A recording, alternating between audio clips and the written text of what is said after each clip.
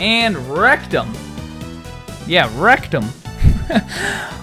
Hey, yo, what is up, guys? Just Rick here, and we're going to be jumping into, I don't know what this stage was. I should have read that.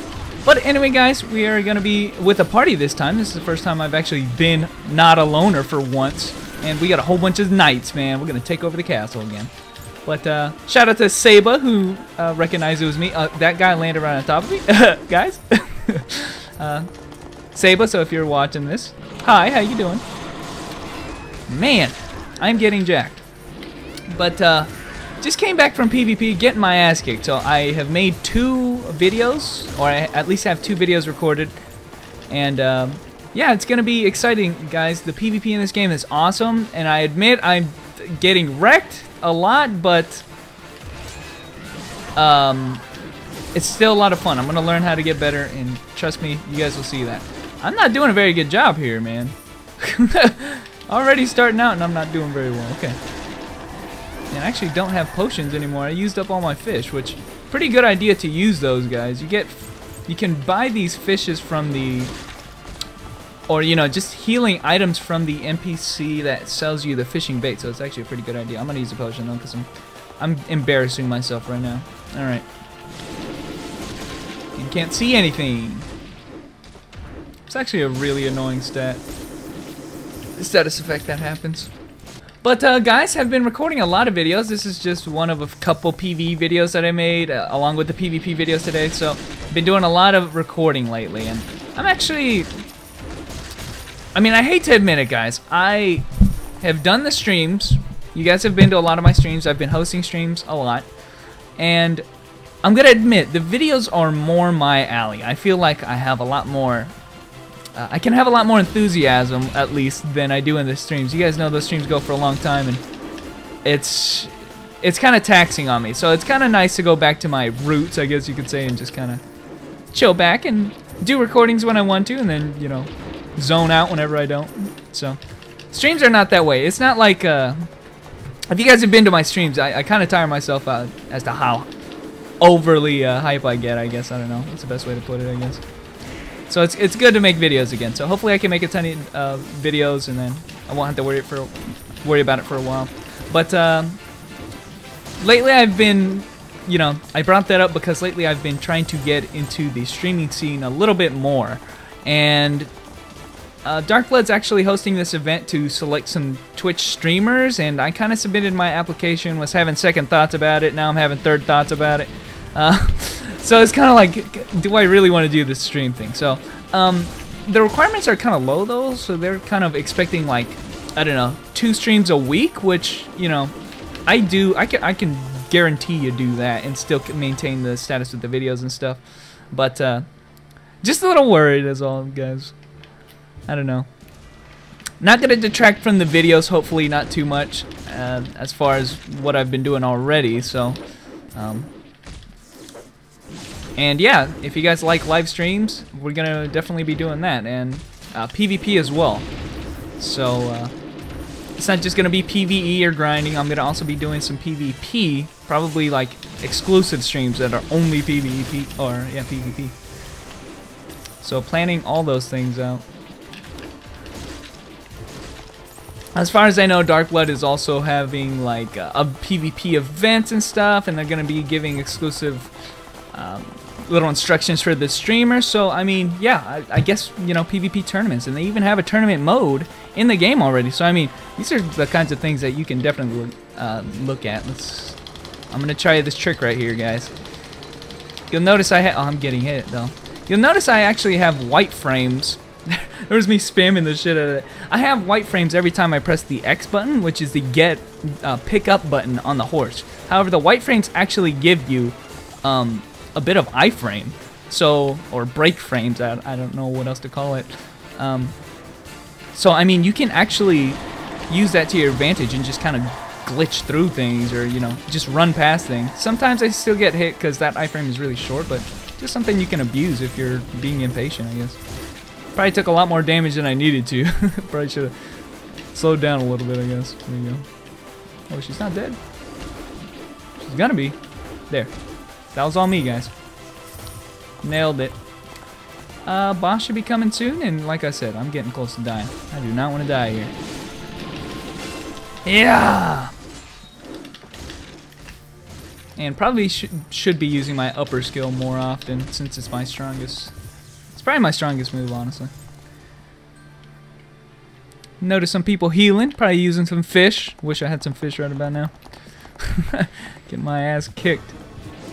But this is generally probably one of the longest dungeons I've been to so far. Oh shit, get out of that. Man, that is... Sometimes it's hard to tell really what the boss is doing, so... Good to keep your eyes on the boss. It's only hard because there's so many enemies in the way that it kind of like blocks his way. So just focus on the boss and then it won't be as difficult to notice him. Got him with the lightning. This boss also doesn't have... He has a get-up attack instead of a get-up explosion like most of the bosses have, so... He's not attacking though. Okay. Okay. That's fine. Alright, there you go. Oh shit. Yeah, there's the get-up attack. It's a 2-hit slash. I almost got destroyed from it too. I can die any second here. Boom! And wrecked him. Yeah, wrecked him. Alright guys, decided we're gonna go again. I probably canceled it earlier, but gonna go again. Same dungeon. I forgot to do a quest. I hate quests that have you killing enemies that are like optional. It has you killing the gunmen, which have to spawn in only after or while you're fighting extra enemies. So it's actually not going to spawn them in. It's kind of scripted. These guys right here, we got to kill these guys. We got to kill 4 of them. So there's the last one. We killed 2 last round, so there you go. Should have gotten all 4 of them by now. And they only spawn in that area, apparently, because they said outside the castle, so they were expecting that map, so... I don't know if 4 actually do spawn out of that, but who cares? Okay. But, guys, I didn't explain it last time, but I got a new skill, one that I've been waiting for the entire time, and only for the sake of it being a shield combo. And, let me just show that off. Actually, I just used it, so... the shield combo, it's actually really probably one of the Paladin's strongest classes in PvP. Did I say classes? Okay, let me rephrase everything I just said. It is probably one of the strongest Paladin skills that they have, mostly because it's like a great initiation. It has super armor throughout the entire duration and causes launch too. So it's probably best to just try to tank through some attacks. Here it goes right there. And then launches at the end, so you can continue the combo if you wanted to. Like I said, often it's a super armor move, so your idea is to try to utilize that when you expect somebody else's move to come through and you just want to break it. So there's like nothing in those chests, ever. So I'm not even going to bother. Not even going to bother. And actually, in fact, that skill right there, the express chop for Crusader, is just nuts powerful, and that's a move that the shield combo can break. It'll just go right through it, and it's kind of a way to answer towards some of other classes' very hard to block techniques, because oftentimes they don't have super armor themselves and you can just break them, but you're gonna tank a little bit of damage, but in return hopefully get a good sizable amount of damage. And sadly, I don't use it as often as I should. I mean, that's something that needs to be spammed, I feel. Like, every time it's off cooldown. Because even if it isn't used to break through attacks, it's also a good initiation, a safe one. So, I mean, if you just want to do a raw initiation without having to, you know, mind game anybody, just pull it out there and you're almost entirely safe. Now, grabs are about the only thing that can stop you from doing that, but, you know, it'd be a risky move, I'd say, to try to grab you. Have learned a few things about the stat system in this game. I probably wanted to bring that up. Oh, what's this shit again? Alright, gonna spam my thing. But I'm getting hit a lot. No, I'm getting hit so much. I got hit almost every time this time. It didn't work at all. But I'm telling you, it works, guys. But like I was saying, I've learned a few things about the stats. If you bring up the J and look at all the tabs closely, you'll notice that there's a rune tab, which is actually kind of important. Runes are kind of like like modifiers, I guess, to the skills that you have. Those ones at the top right there are actually your skill runes, these 5 right here, and then these are like special runes that kind of provide special bonuses. I saw one that gives like extra gold and stuff like that. So the other ones though are skill runes, and it's not really clear as to what kinds of runes there are, but I've seen a lot of them and a lot of great effects. Like for instance, one will basically increase your damage by 50% on a certain skill, but you know, it comes with its own penalties, so it's not just flat out you're gonna get this awesome thing. They all come with their own cost of having. So that same one that I mentioned, 50% damage on this particular skill, I think it was the upper kick for warrior.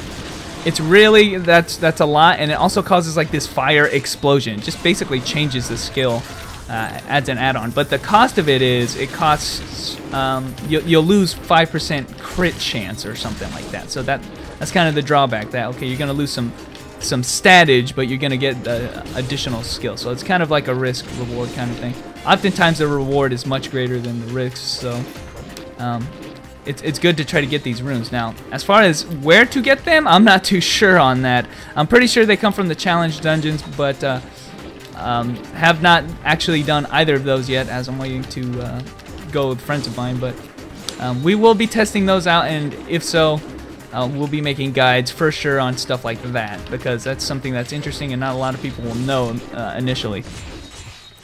Same thing can be said about the magic stones. These are what you need for gems. You'll notice that most of your equipment can equip gems onto them, and magic stones are much the same way, that you equip them and they just add extra stats onto them. And that's yet another system of the game, the game's life system, the crafting system. So I mean, just a ton of stuff to go over, and I'm expecting to make a lot of guides on that. But yeah, like I said, just a lot of stuff to look forward to, guys. But anyway, guys, thanks for watching, and I will catch you guys later. Man, that guy's getting fucked up.